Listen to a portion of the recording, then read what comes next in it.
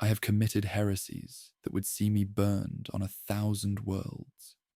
I have spoken with demons and recorded their answers in notebooks that I keep locked in cases of blessed iron. I have wielded weapons torn from the hands of Xenos abominations, felt their alien geometries settle into my grip as though they were made for human fingers. I have watched my master draw power from sources so forbidden that even naming them here would be an act of apostasy, and I have said nothing, done nothing, raised no objection, and voiced no protest, because I understood, as all who serve the Inquisition must eventually understand, that the protection of humanity sometimes requires the abandonment of everything humanity holds sacred. I was Keleth Morn.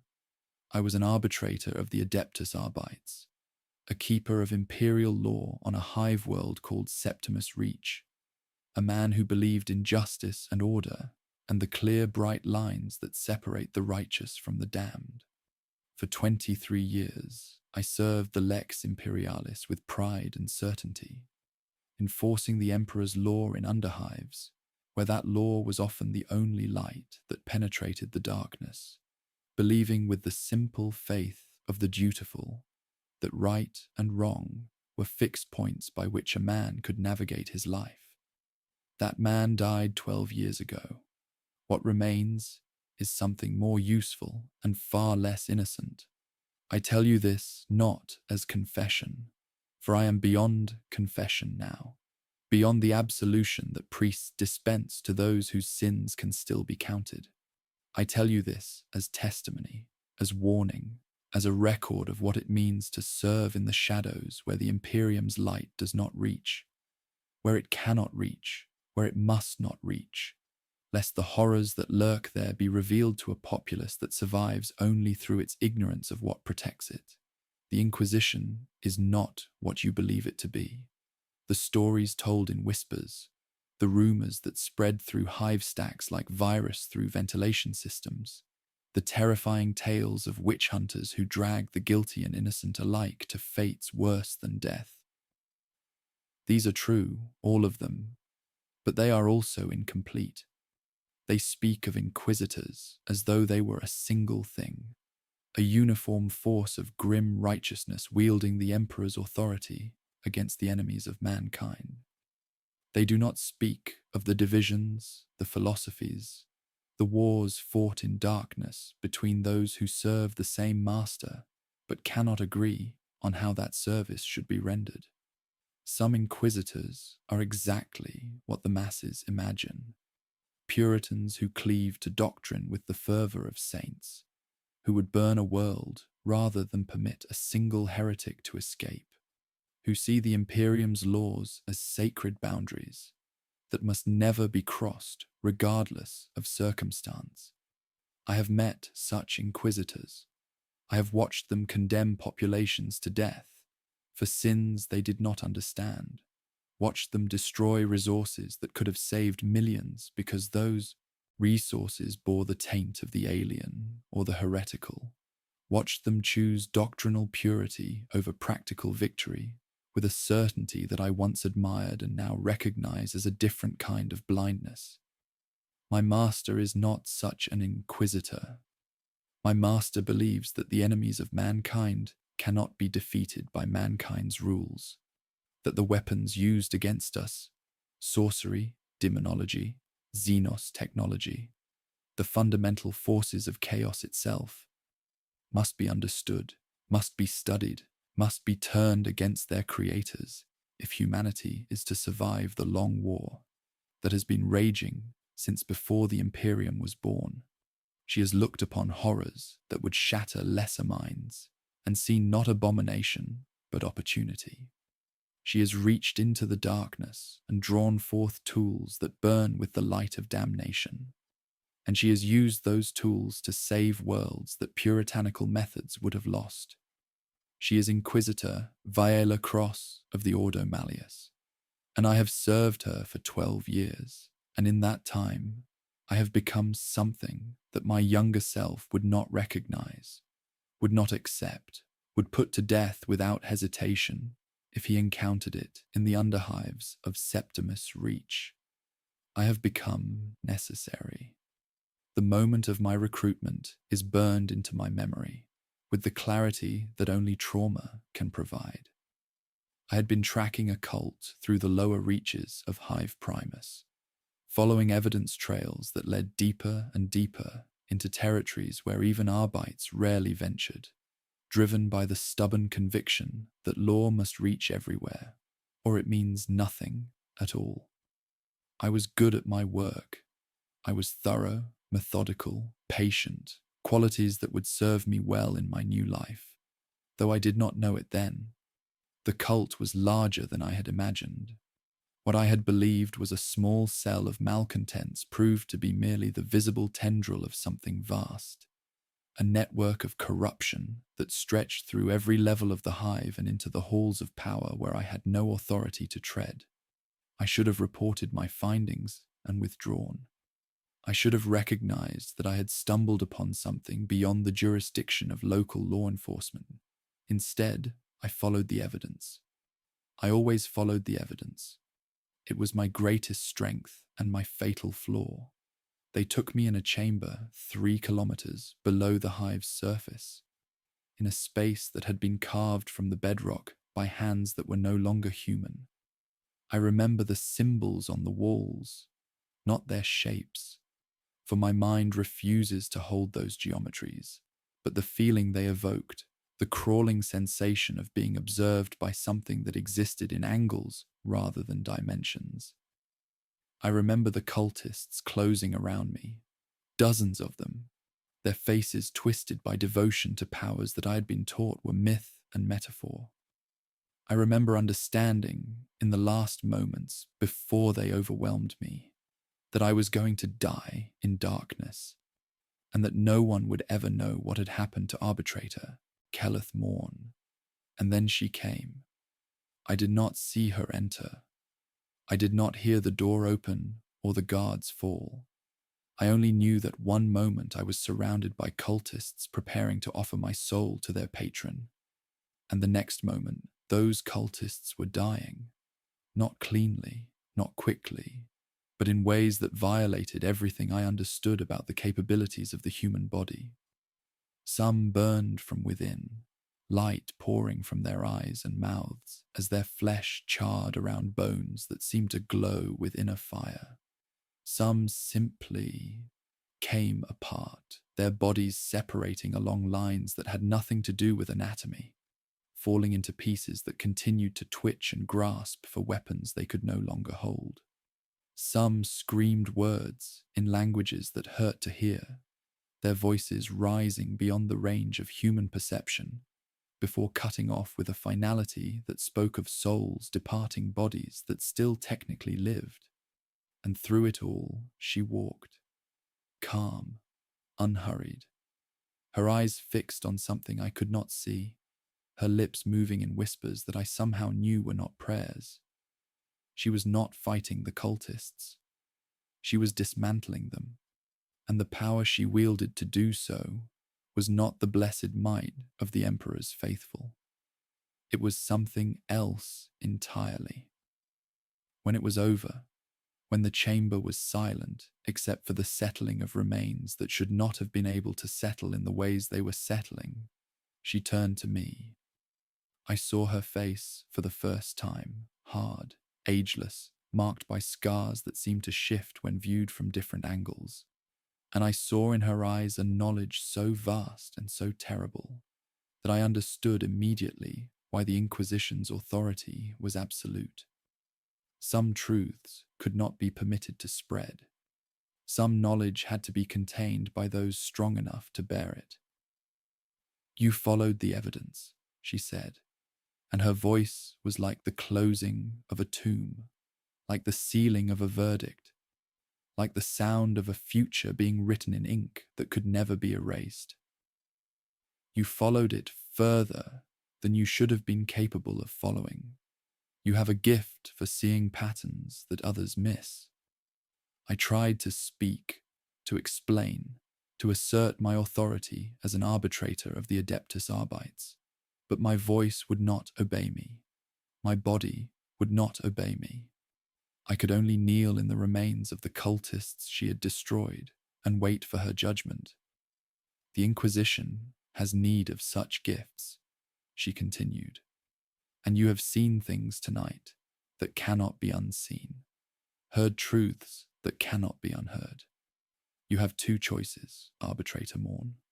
You may die here, your sacrifice honored, your silence guaranteed, or you may serve, and in service find purpose beyond anything your former life could have offered.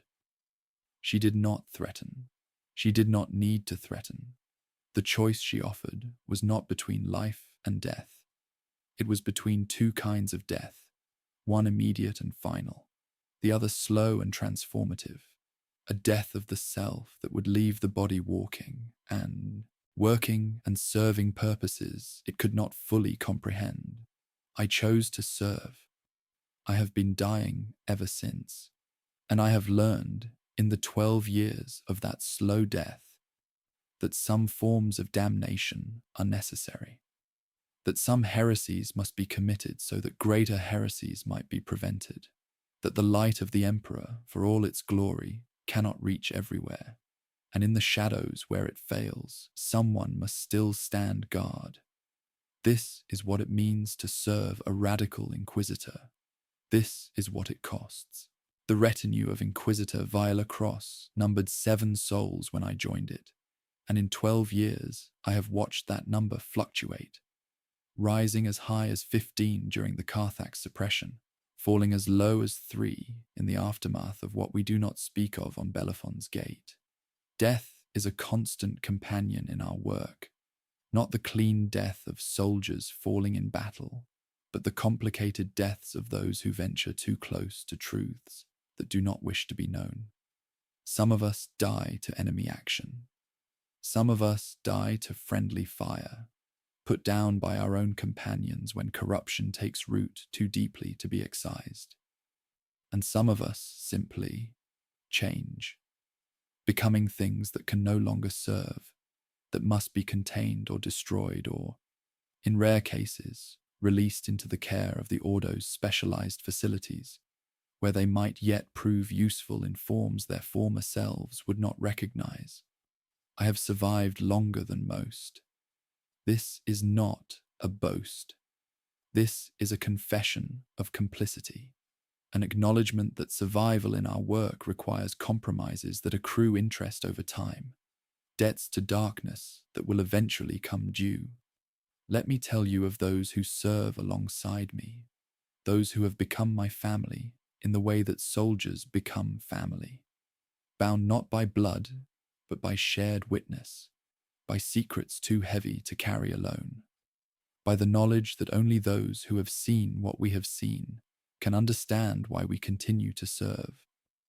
Theron Vasht was a sanctioned psyker before Cross recruited him, one of the soul-bound who had survived the ordeal of the Emperor's blessing and emerged with gifts that the Imperium deemed acceptable for use in its defense. He is old now, older than his years suggest, his hair white and his eyes the color of bleached bone, and he speaks rarely because his voice carries weight that can crush the unprepared. I have seen him kill with a whisper. I have seen him save lives with words that should have been impossible to pronounce. He is the closest thing to a friend I have in the retinue, and I know with absolute certainty that he would execute me without hesitation if Cross ordered it, just as I would execute him. This is the nature of our bonds. We love each other as brothers and sisters in damnation, and we would kill each other without a moment's doubt if duty required it. Sarah Blackwood handles the weapons, not the conventional armaments that any soldier might wield, but the artifacts, the relics, the objects of power that Cross has accumulated over her centuries of service. Sarah's hands are covered in burns, layer upon layer of scar tissue that she wears like gloves, the price of handling things that were never meant to be touched by human flesh. She knows the provenance of every item in our arsenal, knows which Xenos race crafted it, which demon blessed or cursed it, which forbidden ritual must be performed before it can be safely deployed. She never uses these weapons herself. Her role is preparation, maintenance, consecration, the quiet work that makes the loud work possible. Mordecai Thule was a tech priest of the Adeptus Mechanicus, before his beliefs grew too heterodox for even that flexible institution.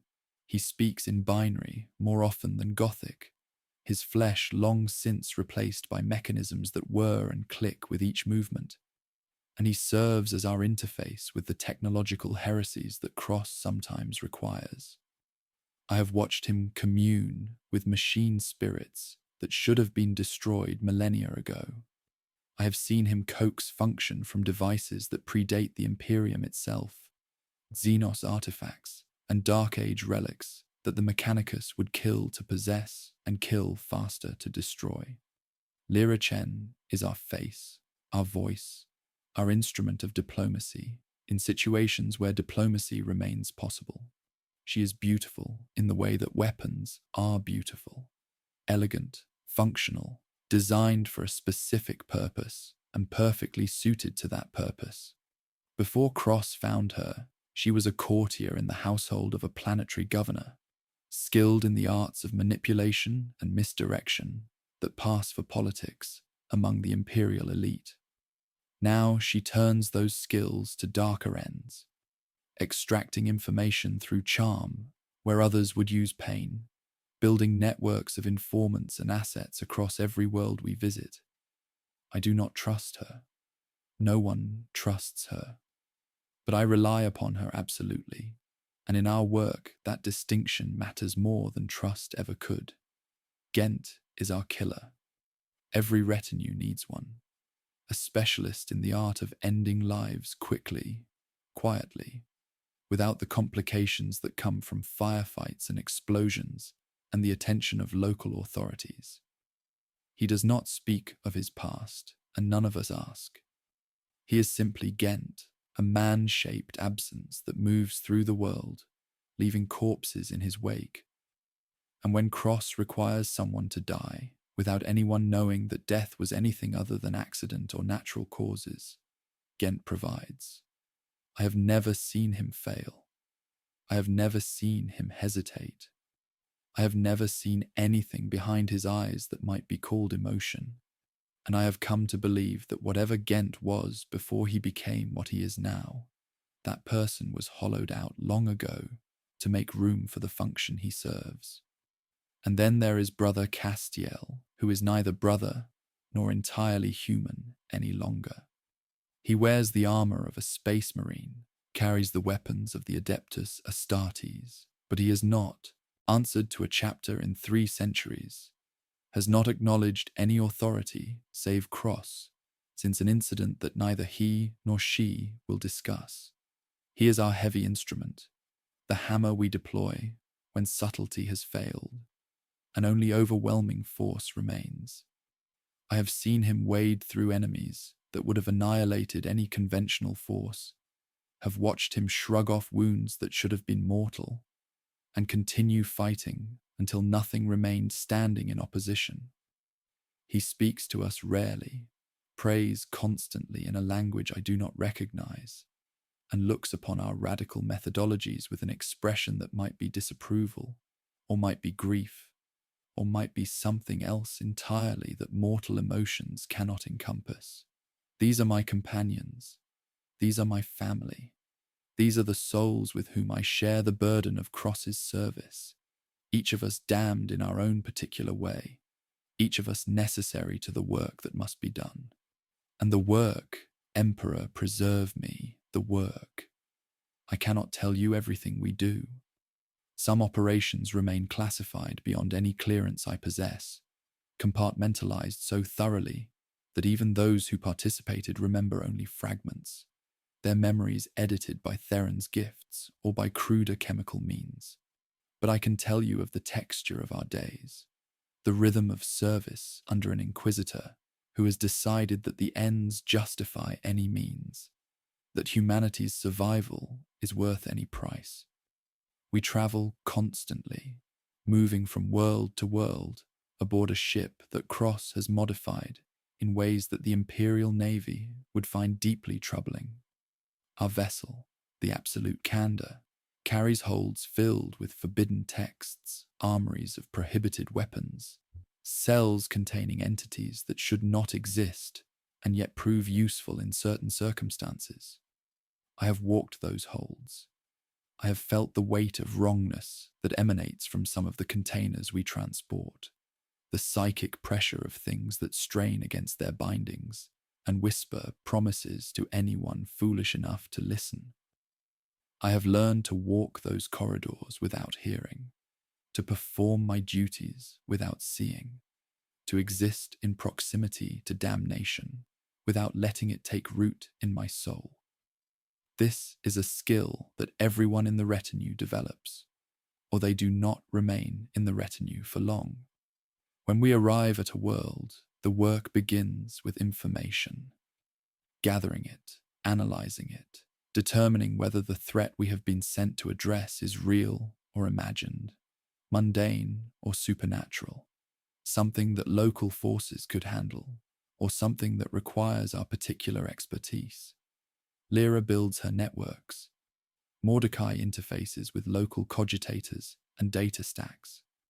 Theron extends his senses into the warp, feeling for the telltale disturbances that indicate demonic activity.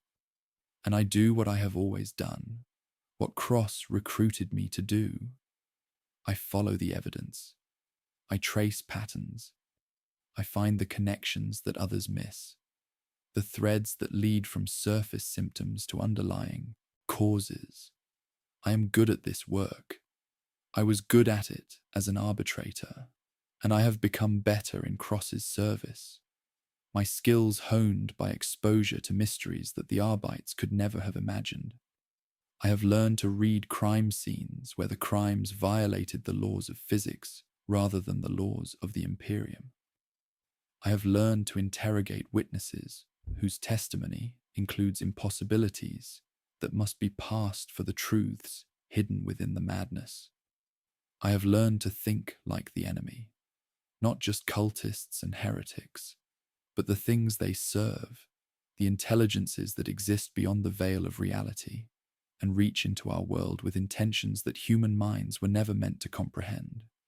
And when the investigation is complete, when we have identified the threat and planned our response, I have learned to participate in solutions that my younger self would have condemned as crimes against the Emperor himself. I have helped Theron conduct rituals that drew upon the power of the warp to banish entities that conventional weapons could not harm. I have carried artifacts from Sarah's armory into battle, felt alien technologies meld with my nervous system, in ways that granted terrible strength at costs I did not understand until later. I have provided covering fire, while Cross herself spoke words in languages that predate humanity, commanding forces that should have been her enemies, bending the power of chaos to serve the Imperium's needs. We are heretics, by any reasonable definition of the term. We traffic with demons, employ Xeno's weaponry, utilize sorceries that the Imperial Creed explicitly forbids. If a Puritan Inquisitor were to examine our methods, they would be entirely justified in condemning us all to death, in burning our ship and its contents, in erasing every trace of our existence from Imperial records. And yet we serve, and yet we protect, and yet the worlds we have saved number in the dozens. The populations we have preserved number in the billions. The catastrophes we have averted include horrors that would have spread across entire sectors if conventional methods had been employed. This is the paradox of radical service. We sin so that others might remain innocent. We damn ourselves so that others might be saved. We walk in darkness so that the light might continue to shine for those who never need to know what keeps the darkness at bay. I tell myself this when the weight grows too heavy. I tell myself this when I wake from dreams of the things I have done and the things I have witnessed. I tell myself this when I look at my hands and see the stains that no amount of washing will ever remove. Sometimes I even believe it. The breaking point came on a world called Varantus Hollow. I say breaking point, not because I broke. I had been breaking slowly for 12 years, fracturing along fault lines that Cross's service had carved into my soul. But because Varantus Hollow was where I finally understood the true cost of radical methodology, not the abstract cost, the philosophical weight that I had learned to carry through rationalization and compartmentalization. The real cost, the human cost. The price paid not by those of us who chose this path, but by those who never had a choice at all. The situation was familiar enough in its broad strokes. A cult had taken root in the administrative classes of the world's primary hive, spreading through the bureaucracy like rot through fruit, compromising officials at every level until the planetary governor herself had been revealed as a devotee of the changer of ways. By the time the Inquisition became aware of the corruption, it had metastasized beyond any possibility of surgical removal. The cult's tendrils reached into the Arbites, the ecclesiarchy, the local garrison of the Imperial Guard. To purge it through conventional means would require purging the entire governmental apparatus of a world that served as the sector's primary administrative hub. The disruption would have been catastrophic. Decades of records, the documentation of tithes and deployments, and resource allocations for 100 worlds, all of it would have been lost or corrupted in the chaos of a full-scale purge. The sector fleet would have been blind for years, unable to coordinate, unable to respond to threats, vulnerable to exactly the kind of predation that the forces of chaos excel at exploiting. Cross proposed an alternative. I will not describe the ritual in detail. Some knowledge should remain buried, and I have already said too much in this testimony, already revealed secrets that would see me executed if certain parties were to hear them. But I will tell you what the ritual required, what Cross demanded of us in the name of efficiency, in the name of minimizing collateral damage, in the name of the greater good that radicals invoke when justifying the unjustifiable. The ritual required innocence, not their deaths. That would have been almost understandable, almost something I could have rationalized as I had rationalized so much else. War demands sacrifice. The Emperor himself sits upon a throne that consumes 1,000 souls each day. Death in service to humanity's survival is tragedy, but it is tragedy with meaning. What Cross required was worse than death. The cult had been channeling warp energy through the administrative networks, using the very systems of imperial governance as a conduit for their patrons' power. To sever that connection, to cut the cult off from its source of strength without destroying the systems themselves, required a counter-ritual, a working of equal complexity that would redirect the accumulated warp energy away from the cult and into a vessel capable of containing it until it could be safely dispersed. Human minds can serve as such vessels.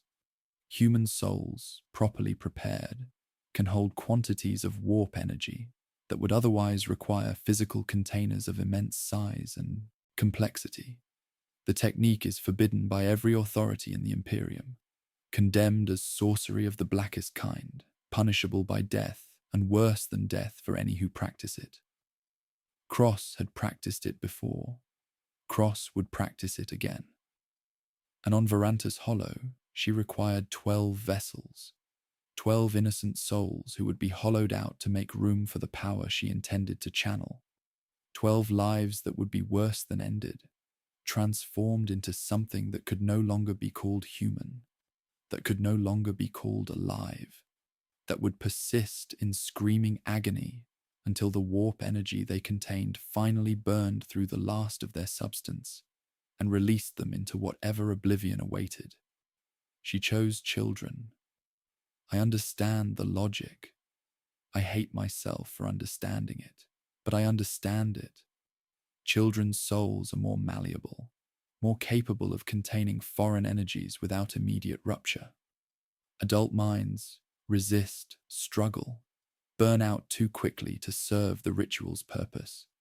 Children can be shaped, prepared, made into vessels that will hold long enough for the working to be completed. Cross did not choose randomly. She selected 12 children of cult members, 12 young souls already tainted by proximity to corruption, already marked for eventual damnation if the cult's plans came to fruition. In her calculus, she was not condemning innocence. She was repurposing those who were already lost, turning the cult's own weapons against it, making the enemy pay for its own destruction. I tell myself, this is what she believed. I tell myself she took no pleasure in the selection, no satisfaction in the preparation. I tell myself that the woman I have served for 12 years is not a monster, but a pragmatist. A soldier who makes terrible choices because the alternative is always worse. I am no longer certain what I believe. The ritual took 3 days. I was not present for all of it. My role was perimeter security, ensuring that no cult forces interrupted the working, that no word escaped to alert the corrupted officials to what was happening in the chambers beneath the hive. But I heard the screaming. We all heard the screaming.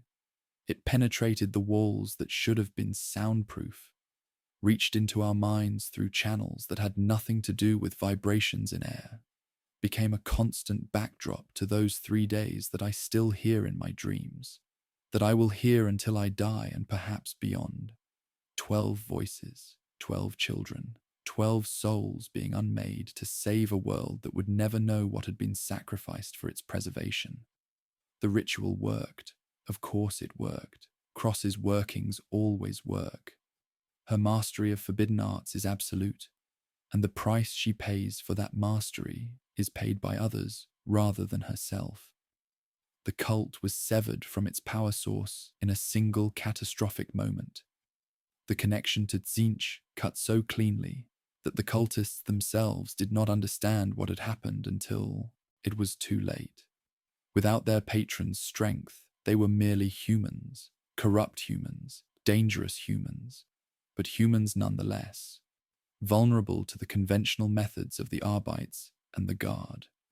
The purge that followed was surgical, precise, exactly the kind of minimal intervention that Cross had promised. The governmental apparatus survived. The records were preserved. The sector's administration continued to function with only minor disruptions, and within a year, Verantus Hollow had been restored to full imperial compliance. 12 children, 12 lives, 12 screams that I will carry with me forever. The cost. I confronted Cross afterward in the privacy of her chambers aboard the Absolute Candor. This was not something I had ever done before.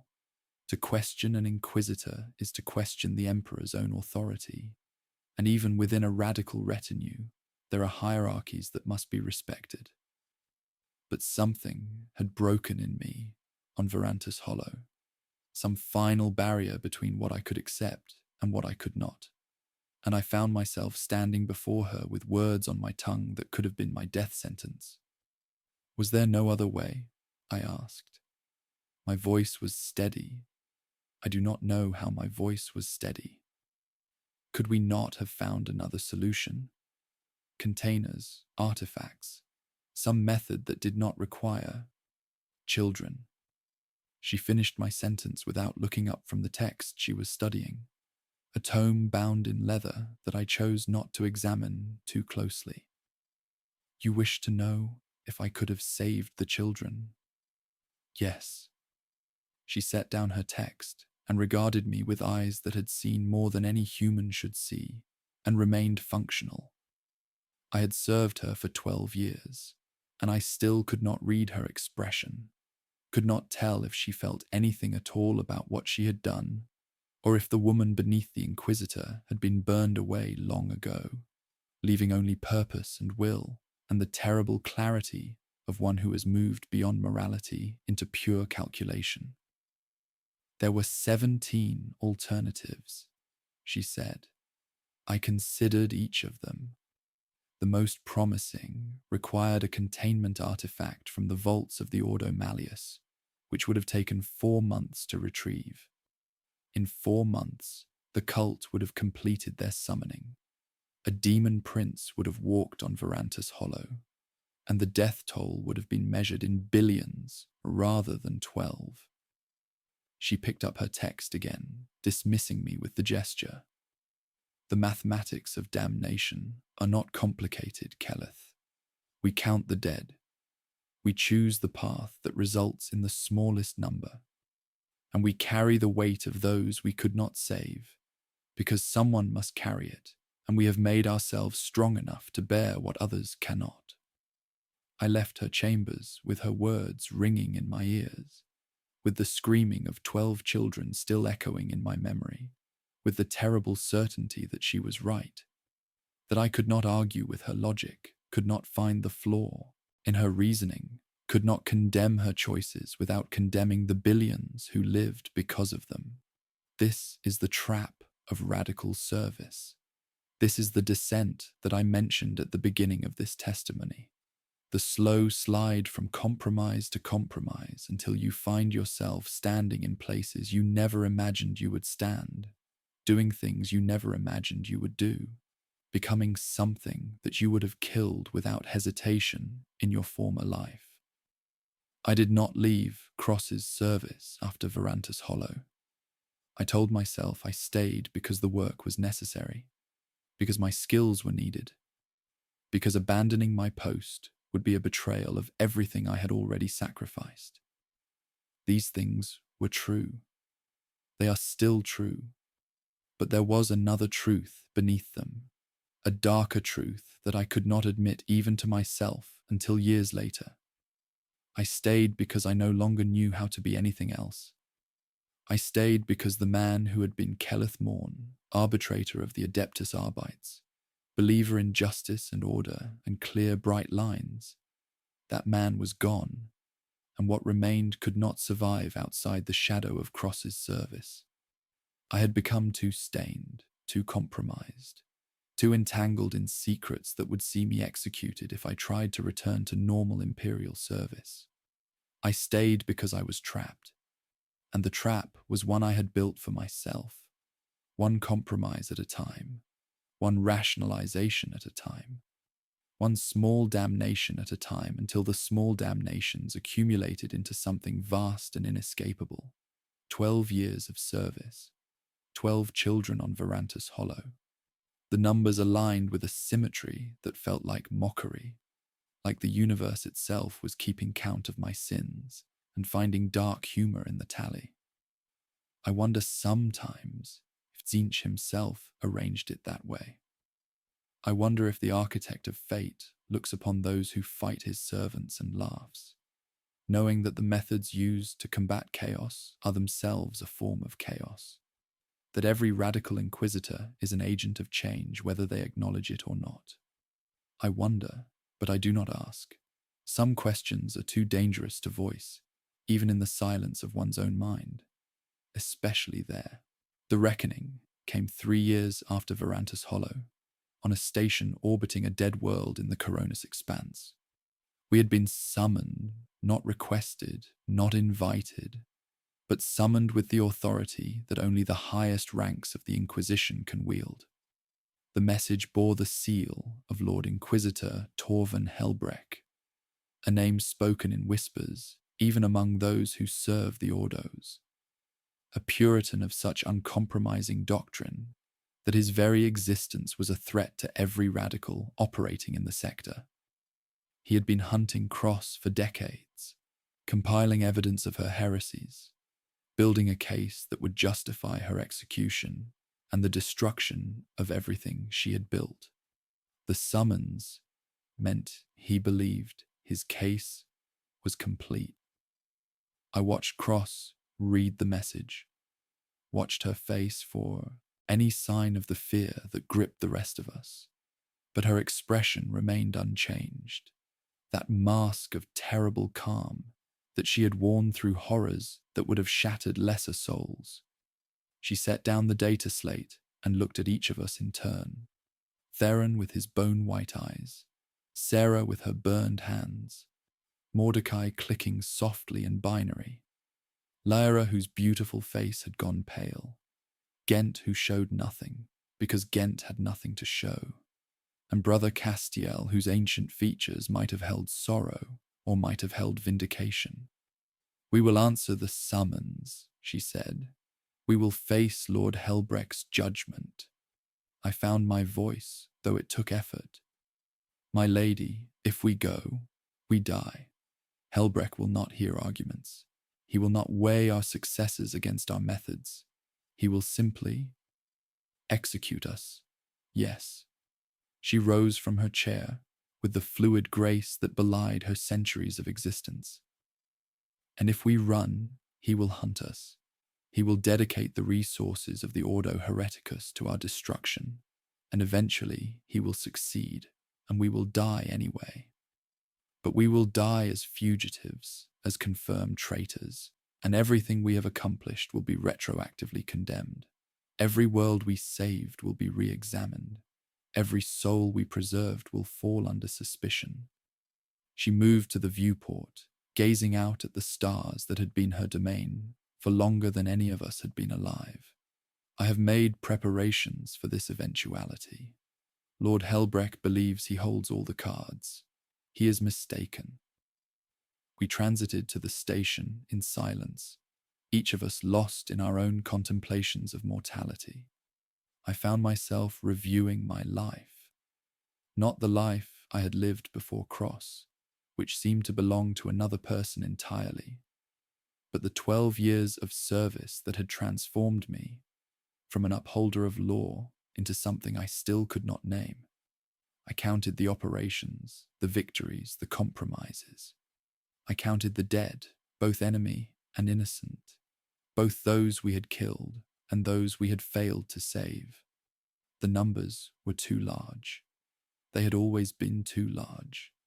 Lord Inquisitor Torvin Helbrecht awaited us in a chamber designed for judgment. The walls bore the seals of the Ordo Hereticus. The floor was inscribed with wards against demonic intrusion, and the air itself tasted of sacred oils and righteous certainty. He sat upon a throne of black iron, flanked by warriors in the armor of the Adepta Sororitas, their bolters trained upon us from the moment we entered. Behind them stood psychers in suppression hoods, astropaths in chains of blessed silver, and a figure in the robes of the ecclesiarchy, whose eyes burned with the fervor of absolute faith. Helbrecht himself was ancient, his flesh more augmetic than organic, his eyes replaced by lenses that glowed with a cold red light. He had served the Inquisition for 4 centuries, had burned more heretics than most worlds produced in a generation, had never once wavered in his conviction that the Emperor's law admitted no exceptions, no compromises, no grey spaces where necessity might justify sin. He looked upon Cross with hatred that transcended the personal. This was doctrinal hatred, theological hatred, the hatred of one who sees in another the embodiment of everything they have dedicated their existence to destroying. "Weiler Cross," he said, and his voice was the grinding of tombstones, the closing of coffin lids, the final syllables of death sentences pronounced across 1,000 worlds. "You stand accused of trafficking with the ruinous powers. You stand accused of employing Xenos weaponry in violation of imperial dictate. You stand accused of sorcery, of demonology, of heresy in its most fundamental form. How do you answer?" Cross stepped forward, and I saw the sisters' fingers tighten on their triggers, saw the psychers lean forward in their chains, felt the weight of judgment pressing down upon us like the gravity of a dying star. "I answer as I have always answered," she said, "with results."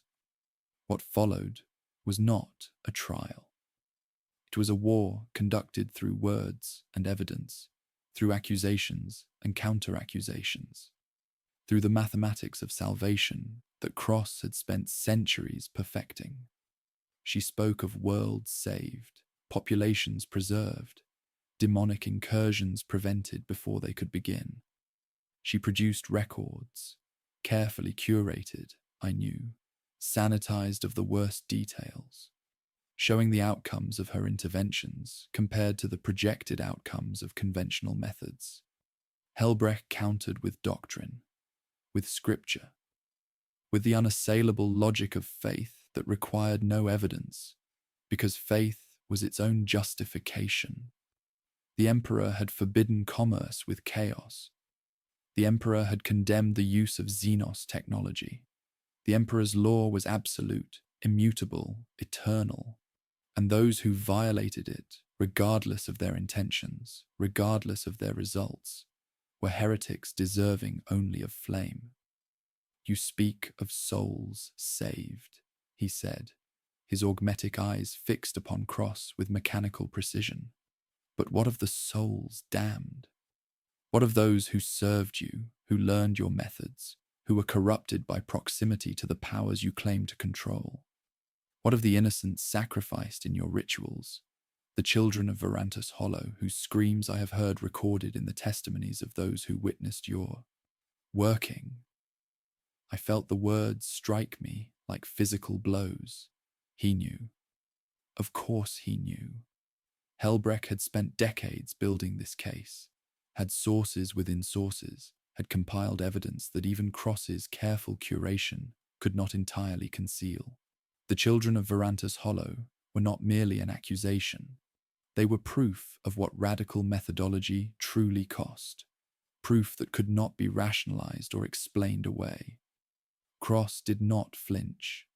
12 children to save 12 billion souls. The mathematics of damnation. Helbrecht rose from his throne, and even in his augmetic decrepitude he seemed to tower over the chamber, to fill it with the weight of his certainty. "This is what you have become, Cross, a calculator of sins, weighing souls on scales of your own devising, deciding who lives and who dies, based on equations that admit no moral dimension. You have made yourself a god, a small god, a petty god, but a god nonetheless. And in doing so, you have committed the greatest heresy of all." He raised his hand, and I knew that when it fell, we would die. The sisters would fire. The psychers would strike. The chamber would become our tomb, and everything we had done, everything we had sacrificed, would be erased from imperial history as though it had never been. But Cross raised her hand as well, and spoke a single word in a language that predated humanity, and the chamber changed. I cannot describe what I perceived. The wards on the floor blazed with light that was not light.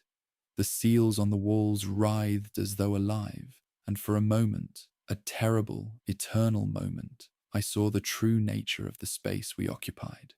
It was not merely a chamber. It was a nexus, a junction point between realities, a place where the veil between the material and the immaterial grew thin enough to permit passage. Cross had known this. Cross had chosen this location. Cross had been preparing for this confrontation since before Helbrecht had sent his summons, had laid traps within traps, had turned the Puritan's own judgment chamber into a weapon. The entities that emerged from the angles of the room were not demons. I must be clear about this. Cross did not summon servants of the ruinous powers to fight her battle. What she called forth were older things, stranger things, beings that existed in the spaces between chaos and order, and owed allegiance to neither. I do not know what bargains she had struck to bind them. I do not know what prices she had paid. I only know that they moved through Helbrecht's forces like wind through wheat, and where they passed, warriors fell, not dead, not corrupted, but simply stopped, frozen in moments of time that had been excised from the normal flow of causation. Helbrecht himself faced Cross across the chamber, his augmetic frame crackling with power fields that should have protected him from any assault. But Cross did not attack him. She simply walked toward him, speaking words that I could not hear, showing him something on a data slate that she produced from within her robes. I saw his face change. I saw the certainty that had defined him for 4 centuries crack and crumble, replaced by something I had never expected to see on those ancient features: doubt. The entities withdrew as quickly as they had appeared, folding back into angles that should not have existed, leaving behind a chamber full of frozen warriors and a Lord Inquisitor whose world had just been unmade.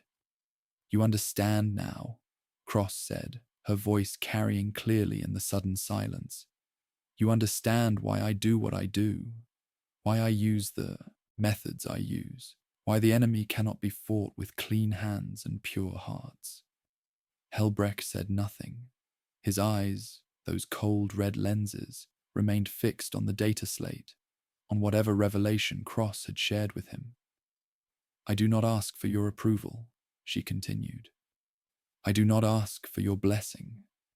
I ask only that you stand aside, continue your purges, your burnings, your righteous crusade against the obvious threats, but leave the shadows to those of us who have learned to walk in them. Leave the necessary sins to those who have already damned themselves in humanity's service." When Helbrecht finally spoke, his voice was the voice of a broken man, of a faith shattered against the rocks of untruth it could not accommodate. "What you showed me is the truth that the highest authorities of the Inquisition have known since its founding. The truth that Puritans like yourself are never told because your very purity depends on your ignorance." Cross retrieved her data slate and stepped back. "We are not enemies, Torvin. We are different instruments serving the same purpose. The Imperium needs your righteousness. It also needs my pragmatism. And if we destroy each other, we serve only the forces we both oppose." The Lord Inquisitor closed his eyes. When he opened them again, the red glow had dimmed, as though the fire of his conviction had been dampened by what he had learned. "Go," he said. "Take your retinue and go. I will report that my investigation found insufficient evidence to warrant execution. I will recommend continued surveillance rather than termination." Cross bowed. A shallow bow, a bow between equals, rather than subordinate and superior. "Your wisdom honors the throne, Lord Helbrecht. Do not speak to me of honor."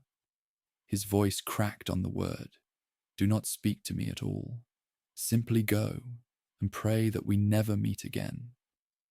We left the chamber in silence, walking past frozen warriors who would awaken with no memory of what had transpired, past a Lord Inquisitor whose faith would never fully recover from what he had been shown.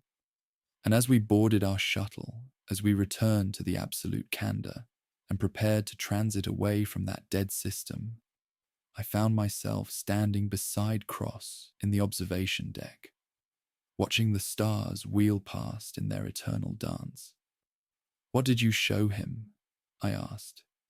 I knew I should not ask. I knew the answer might break me as it had broken Helbrecht. But I had to know.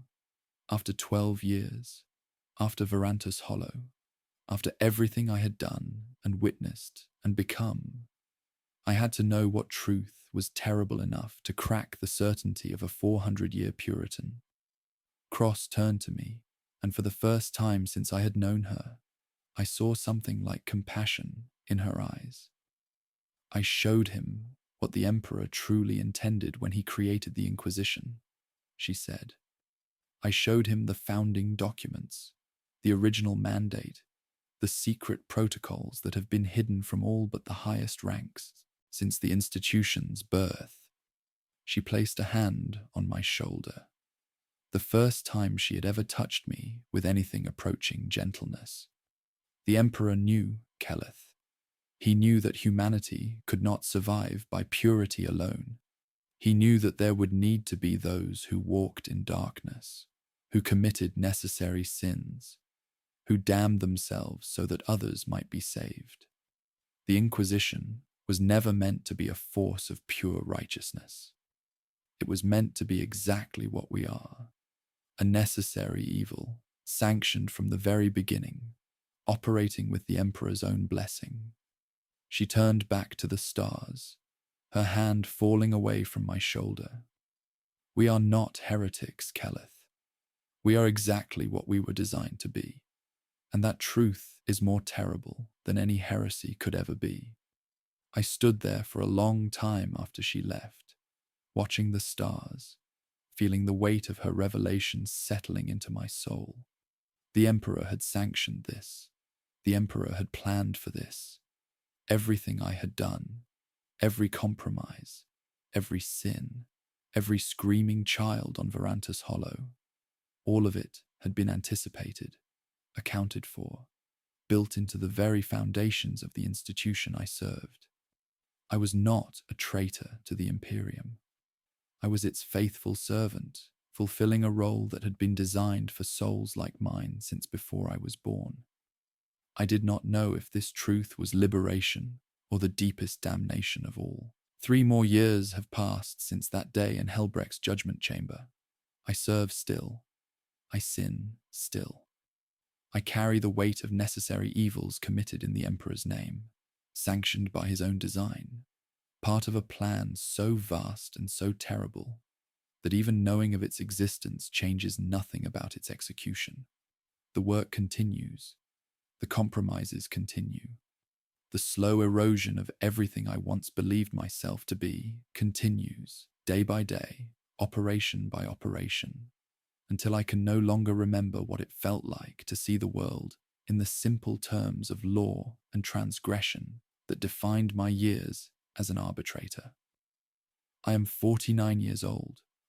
I have served Cross for 15 years, and I have come to understand, in the quiet hours between missions when reflection becomes unavoidable, that my testimony is not a warning or a confession, but simply a record, a document of what it means to be human in an age that demands inhumanity, to serve an empire that survives only through the sins it publicly condemns, to carry truths that would shatter the faith of billions if they were ever spoken aloud. The Imperium is built on lies. This is not an accusation, but an observation, a statement of structural fact as fundamental as the laws of physics that govern the material universe. The masses believe in an emperor who protects, in a creed that saves, in a hierarchy of righteousness that separates the faithful from the damned with clear and immutable boundaries. They believe these things because they must believe them, because the alternative, the truth, would destroy them as surely as any demon or Xenos threat. And we who know the truth, we who have seen behind the curtain and understood the machinery that keeps the performance running, we serve the lie by living outside it. We commit the sins that must be committed. We make the compromises that must be made. We damn ourselves in darkness so that the light might continue to shine for those who never need to know what casts the shadows. This is what it means to serve a radical Inquisitor. Not corruption, not heresy, not a fall from grace into depravity, but a translation from one kind of service to another, from the comfortable service of those who follow rules to the terrible service of those who understand why the rules exist and know that some threats can only be met by breaking them. Cross told me once, in a rare moment of something approaching intimacy, that she had been like me once, young, certain, convinced that the Emperor's law admitted no exceptions, that purity of method was as important as purity of purpose. She had served a Puritan master for her first century in the Inquisition, had burned heretics and purged corruption with the righteous fire of absolute conviction. Then she had faced something that conviction could not defeat, an enemy that fed on righteousness, that grew stronger with every act of faith deployed against it, that could only be destroyed by weapons as corrupt as itself. She had watched her master die rather than compromise, had watched good soldiers fall by the thousands, because doctrine forbade the one tactic that might have saved them, had stood in the ashes of failure, and understood at last that purity was a luxury the Imperium could not always afford. We are the immune system, she told me, not the skin that protects, not the bones that support, but the white blood cells that must sometimes attack the body's own tissue to destroy an infection.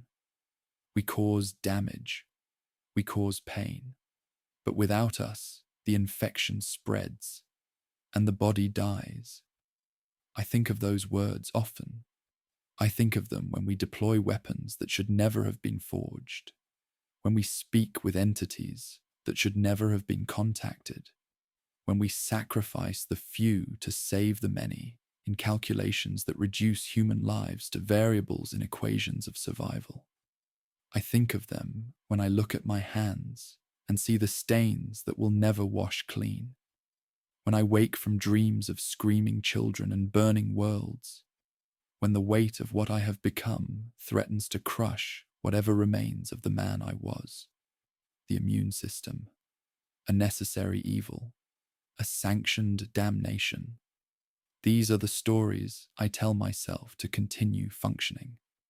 These are the rationalizations that allow me to rise each morning and perform my duties and serve an Inquisitor whose methods I understand but can never fully accept. Perhaps they are true. Perhaps the Emperor really did design the Inquisition to include souls like ours, operatives who would walk in darkness so that others might walk in light. Perhaps everything I have done has been in service to a plan so vast that my individual sins vanish into insignificance against the scale of what is being protected. Or perhaps Cross is simply very good at finding justifications for what she wants to do. Perhaps the documents she showed Helbrecht were forgeries, carefully crafted over centuries to provide exactly the kind of authorization she needed. Perhaps I am not a sanctioned operative, but merely a useful tool, manipulated into compliance by revelations designed to quiet my conscience and ensure my continued service. I do not know. I cannot know. The truth, if it exists, is buried beneath layers of deception and counter-deception that even Cross herself may no longer be able to penetrate. What I know is this: the work matters. Whatever my reasons for doing it, whatever justifications I wrap around my actions, the outcomes are real. Worlds saved, populations preserved, threats neutralized before they could metastasize into catastrophes that would have claimed billions of lives. The dead of Verantus Hollow, the 12 children whose screams I will never stop hearing, bought the survival of 12 billion souls who will never know what was sacrificed for them, will never light candles for children they never knew existed, will simply live their lives in an ignorance that is itself a kind of mercy. Is this enough? Is the mathematics of salvation sufficient to balance the ledger of damnation? I ask these questions knowing there are no answers. I ask them because the asking is all that remains of the man I was, the arbitrator who believed in justice and order and clear, bright lines. That man is dead, but his ghost still whispers in the quiet moments, still demands an accounting that I can never provide, still insists that there must be some standard by which my actions can be judged, even if I can no longer perceive it. Perhaps this is my purpose now. Not just the investigations, not just the operations, not just the wet work of survival in a galaxy that wants humanity extinct, but the witnessing, the remembering, the carrying of weight that must be carried by someone, that cannot simply be set down and forgotten. Cross does not remember the names of those who have died in her service. She cannot afford to remember. The numbers are too large, the accumulation of grief too crushing for any mind to bear. even one as old and hardened as hers. She has made herself into a function, a purpose, a weapon aimed at the enemies of mankind with no room left for the softness of individual memory. I am not so strong. I remember every name. Theron and Sarah and Mordecai, Lyra and Ghent and Brother Castiel, and the others who came before them, the operatives who served and died and were replaced. Each one a universe of experience snuffed out in service to something larger than themselves. I remember the 12 children of Verantus Hollow, though I never learned their names, never saw their faces, only heard their screams through walls that should have been soundproof. I carry them with me. I will carry them until I die, and perhaps beyond, into whatever judgment awaits souls like mine, who have sinned with sanction and served with sacrifice, and never known for certain whether they were saints or monsters. This is my testimony. This is my truth, as much of it as I can perceive through the fog of deception and self-deception that clouds everything in the Inquisition's shadow. I offer it not as justification, not as condemnation, but simply as witness, a record of what it costs to protect an empire that can never know the price being paid for its survival. If you are reading this, if these words have somehow escaped the locks and seals and security protocols that should have kept them buried forever, then know this. Someone stood in the darkness so that you might stand in the light. Someone sinned so that you might remain innocent. Someone was damned so that you might be saved. Do not mourn us. Do not honor us. Do not even remember us if forgetting is easier. Simply live. That is all we ask. That is all we have ever asked. Your lives are the only redemption we will ever receive. I was Keleth Morn. I was an arbitrator, a believer in law and justice and the clear, bright lines that separate right from wrong. I was a man who knew who he was and what he stood for. I am something else now, something necessary, something damned. And I serve still, because the work is never finished, because the enemies of mankind never rest, because someone must walk in the shadows, and I have already paid the price of admission. This is what it means to serve a radical inquisitor. This is what it costs. This is what remains.